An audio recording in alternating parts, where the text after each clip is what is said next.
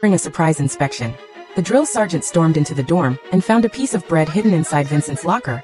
Enraged, he immediately set a new rule. From now on, whenever Vincent made a mistake, the entire unit would suffer the consequences. He then stuffed the bread into Vincent's mouth and ordered the rest of the soldiers to drop and do push-ups. Furious at being punished for someone else's mistake, the soldiers took it all out on Vincent. They wrapped hard soap bars and towels and tied them tight, turning them into brutal weapons. These wouldn't leave visible marks but were incredibly painful. Late that night, the men snuck over to Vincent's bed, pinned him down tightly with a blanket, muffled his mouth and beat him relentlessly with their homemade weapons. His screams echoed through the entire barracks. Each of his bunkmates took turns hitting him, and even David, Vincent's only friend, after a moment of hesitation, joined in. Egged on by the others, he beat Vincent even harder than the rest that night. Vincent's cries lasted until dawn. From that day forward, the cheerful, smiling version of Vincent was gone.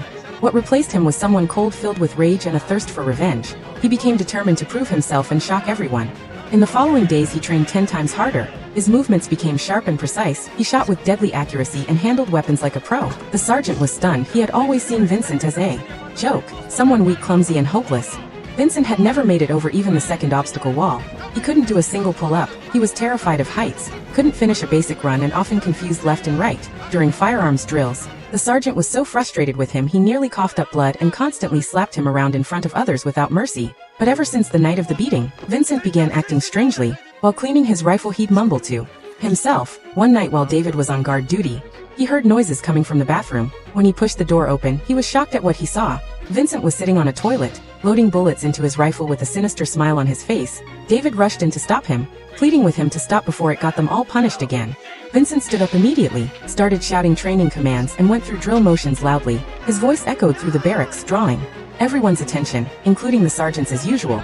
The sergeant came in cursing, but David quickly told him that Vincent's gun was loaded. The sergeant's expression changed instantly. He tried to calm Vincent down, speaking softly and cautiously, but Vincent didn't even look at him, which made the sergeant feel humiliated. In anger, he reverted to his usual bull, insulting Vincent again in front of everyone. This time Vincent didn't say a word. He just handed the sergeant a single bullet. Everyone stood frozen in shock. David tried to talk him down, but Vincent suddenly pointed the gun at David. Yet in the end, he couldn't bring himself to hurt his friend. Instead, he sat back down on the toilet and slowly placed the barrel into his mouth.